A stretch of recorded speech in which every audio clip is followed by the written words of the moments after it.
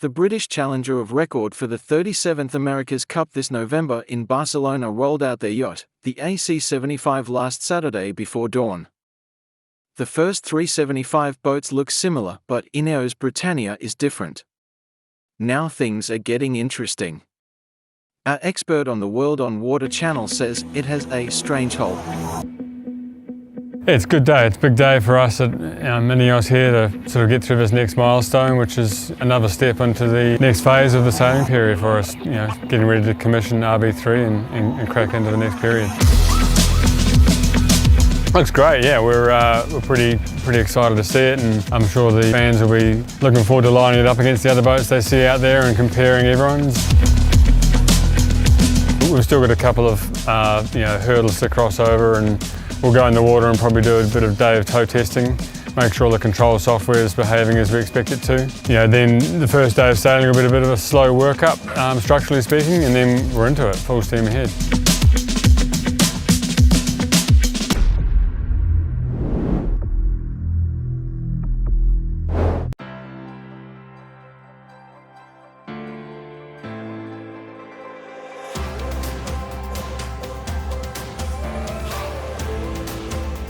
This is your weekly global sailing highlights show, The World on Water, April 26, 2024. As the locals celebrated shoreside with the tradition of books and roses to celebrate the Diada de Sant Jordi, or St. George's Day, out on the beautiful waters of Barcelona, it was a building breeze through the day that saw the Swiss, Americans and French all training hard. Brian Matreau, you were trimming and flying the boat on the starboard side of the Alinghi Red Bull Racing AC75 today. What were your objectives when the boat left the dock this morning? So yeah, our objective is still to learn the boat. It's quite different than boat zero, so we have a lot of things to learn, to understand how the boat behaves. And today we're pretty happy with the system, with how the boat was working on the water, so it's a really positive point. Watching you over the day, lighter airs in the morning, a bit more breeze in the afternoon, above 10 knots, even up to maybe 13, 14 we measured. The tacks and jibes look much crisper in the afternoon and more breeze. Was that perhaps because the J3 was under range in the early part of the day? Yeah, for sure. We have been a bit downrange at the beginning of the sailing, but then also on our side we improved quite a lot our technique.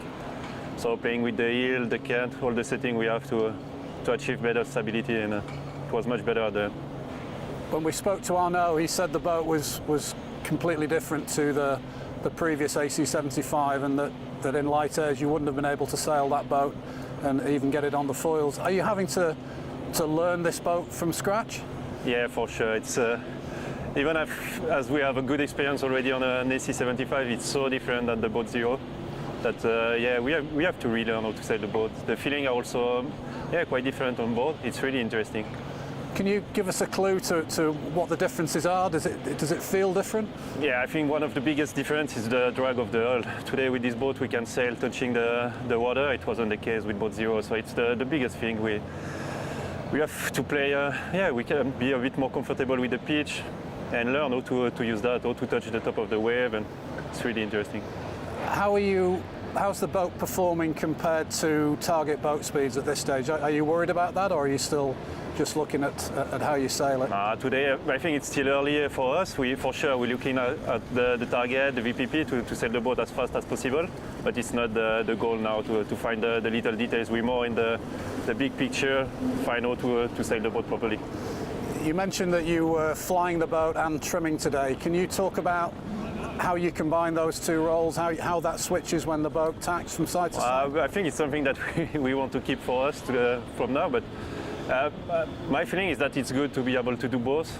It's easier than to share with the other trimmer and flight trimmer. We have two guys getting experience, so it's good learning. The sails that you're using right now, are these sails that you're familiar with?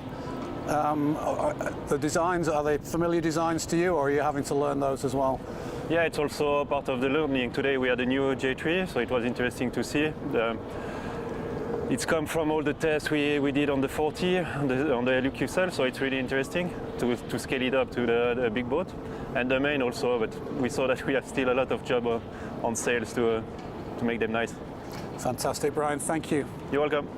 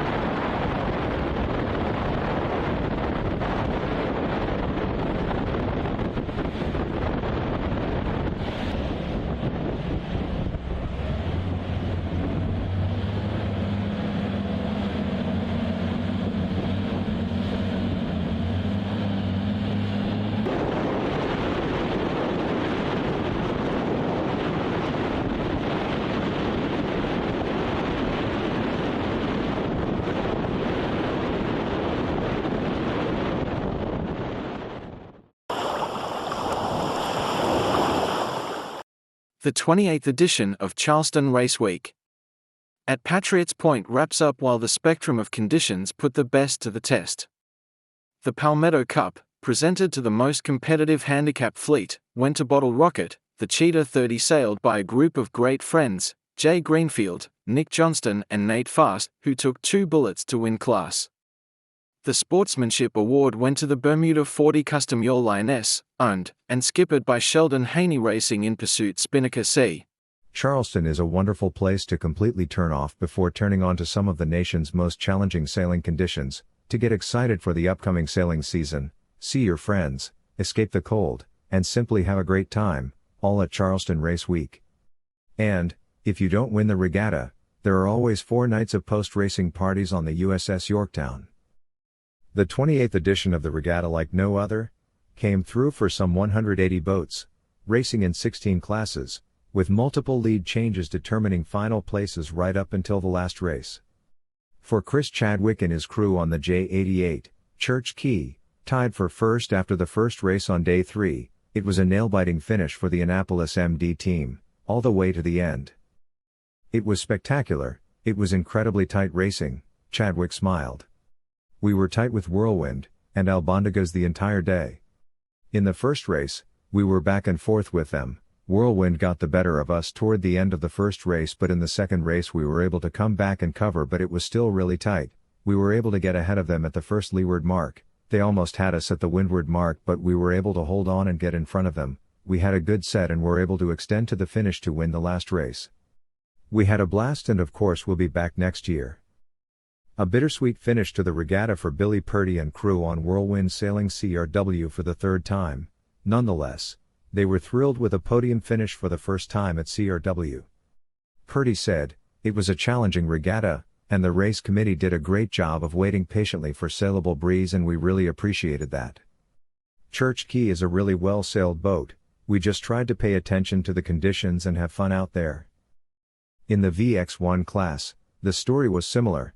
Jack Jorgensen on SDR battled the entire regatta against good friends Trevor Parek and Mark Farmer on Bro Safari. SDR went into day 3 trailing Bro Safari by 1 point, and ended the day to overcome the Canadian duo by just 2 points to finish in first.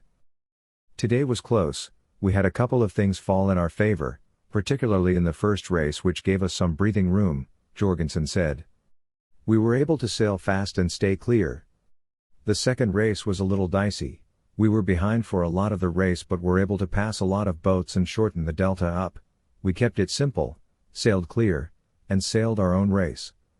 The competition has been awesome, we've been sailing against most of these guys for a few years now, so we're good friends. It's been so fun to duke it out with Trevor and Mark from the first race to the last.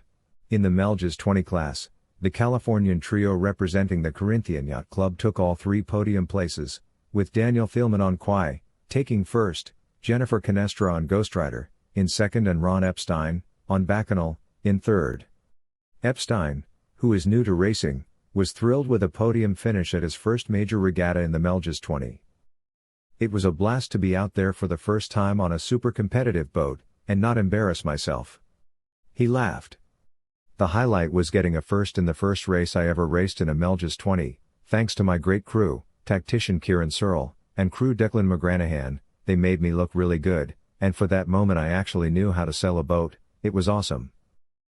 Canestra, who was instrumental in convincing Epstein to try CRW, was happy with her second place. We should definitely come back again. The weather was really nice, we had great planing conditions, and we were very competitive with each other in a small fleet. It was fun racing. In the J105 fleet, the talented team Deja Voodoo, owned and skippered by Bill Zartler, took 4 bullets, and a second to take first, 8 points ahead of second place winner Spectacle, owned and helmed by Joe Pitcavage. It was wonderful racing for the first time in the J105 at CRW, flat water and 15 knots of breeze every day. It can't get any better than that, says Bill Zartler. We dealt with a lot of current, so we learned how to deal with those angles. It was a great start to the season.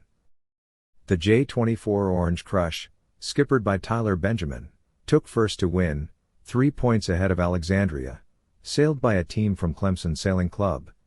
In his 6th year at CRW, Benjamin has sailed the event since he was 15. I have been with Orange Crush for 2 years now, and last year we were in the middle of the fleet, so we were really happy to take first, Benjamin said. Our strategy this year was focusing on consistency. We have a new crew and haven't sailed together before, so we focused on the basics and simple tactics. We ended up getting a lot of bullets and that really nailed it in the end. Doug Newhouse prevailed in the 42-strong J70 fleet with a 5-point lead over Brian Keane on Shavasana, last year's J70 winner, and also took home the City of Charleston award presented to the most competitive fleet. Newhouse came second in class when he raced CRW a few years ago, so was happy to better that this week. At the end of the day it's a crapshoot. We came into today with 4 boats who were essentially tied for first place and any one of us could have walked away with the win, Newhouse said. We've done a lot of training in the J70. And we've worked hard. Charleston is a shifty environment for sure, with lots of current and changes in wind direction, but I have a fantastic team and we've been together for a long time.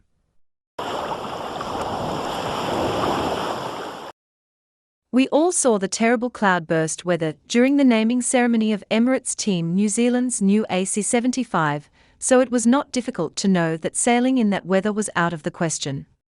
Not for the beautiful Auckland classic yacht Ariki. It was out on the harbour, and so was our shooter Mike Millett from Airflow New Zealand, who captured the yacht at full sail. Ariki is a racing yacht which was built in Auckland, New Zealand in 1904 by Logan Brothers. She had a distinguished career as a racing and cruising yacht. From the time of her launch in October 1904, she dominated first-class Auckland yacht racing until the appearance of the Yacht Ranger in 1938. She has the sail number A3. Ariki is the Maori name for chief or leader. Ariki was designed by Archibald Logan and built by Logan Brothers for Charles Horton of the Horton Publishing family as a combined racing and cruising yacht. Ariki's design was based on the Logan Brothers' highly successful Rainbow of 1898, which in turn had been inspired by the George Lennox Watson-designed Royal Yacht Britannia of 1893. Ariki was a gaff-rigged cutter with a jackyard topsail. Featuring a spoon-bowed and counter-stern, her hull was planked in copper-fastened kauri, consisting of two thinner layers of planks that were diagonal to each other, and the third skin of planks running horizontally fore and aft along the yacht. She featured a flush deck with no cabin top visible above the deck. In December 1907, she ran aground on a sandbar at Talaga while sailing from Gisborne to Auckland. Horton owned Ariki until 1910, when he sold her to prominent lawyer E.C. Blomfield. In 1914, Blomfield sold her to businessman Alfred Nathan, a director of L.D. Nathan. In 1917, she was washed ashore at Devonport by a storm.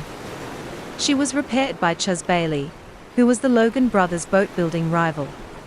In 1920, he was sold to W.R. Willie Wilson, a partner in the publishing firm of Wilson and Horton.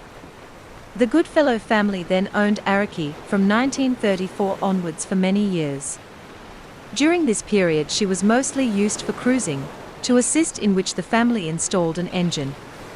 In 1936, a new mast, taller than the original, was installed. Consideration was given to converting her to a Bermudan configuration, but she retained her gaff rig.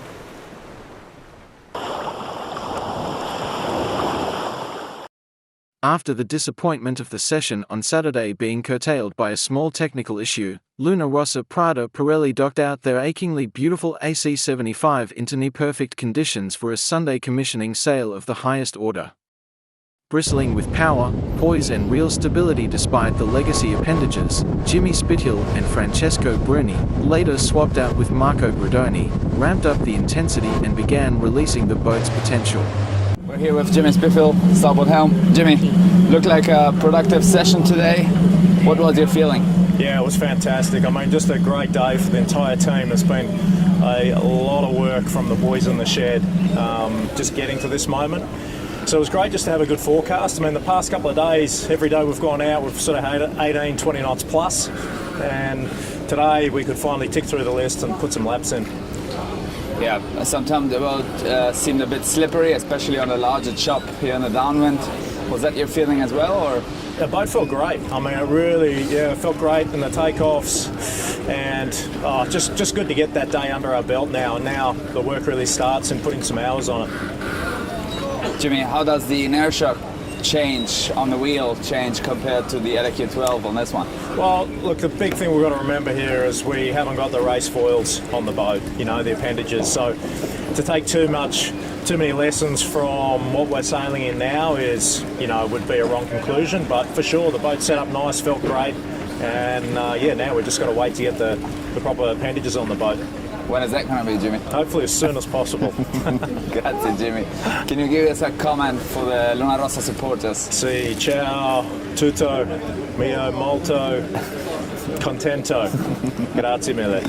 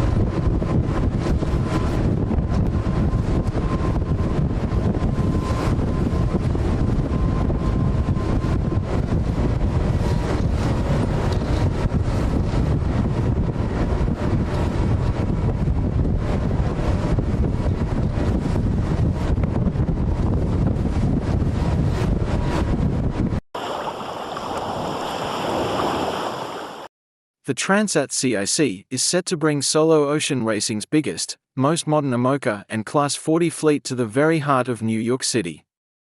The city of New York is inextricably linked to the long history of solo ocean racing. Some years before anyone had really worked up the idea of racing solo around the globe, in 1957 English yachtsman Colonel Herbert "Blondie" Hassler proposed a solo race across the Atlantic from Plymouth to New York. C'est la transat la plus difficile solitaire qui existe. Remporter la transat est un véritable challenge.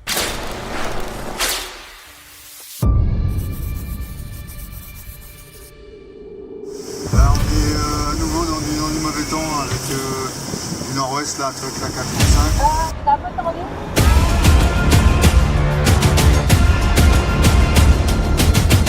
C'est un exercice en soi qui est pas anodin et que je ferai pas 50 000 fois dans ma vie non plus. Elle met le cap sur New York.